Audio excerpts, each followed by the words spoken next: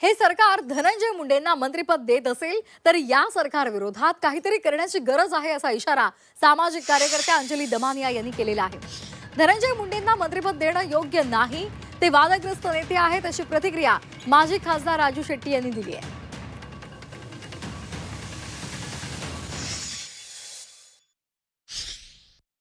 कृषी घोटाळा असो, आताच्या घटकेला तिथे अफाट जी दहशत केली गेली आहे, अवादा कंपनीकडनं खंडणी मागितली आणि त्याच खंडणीमधनं नंतर झालेली संतोष देशमुख यांची जी क्रूर हत्या झाली आणि कराड सारख्या माणसाला ज्याला माणूसच म्हणता येत नाही अशा माणसाला मोठं करणारे धनंजय मुंडे यांना जर हे सरकार परत मंत्री म्हणून परत आणणार असेल तर मला या सरकारची लाज वाटते।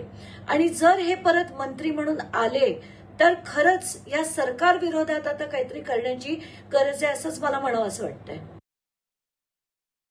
असा निर्णय घेणं म्हणजे सख्याला बदलला आणि तुक्याला आणला असंच होऊन जाईल, याला काय अर्थ नाही।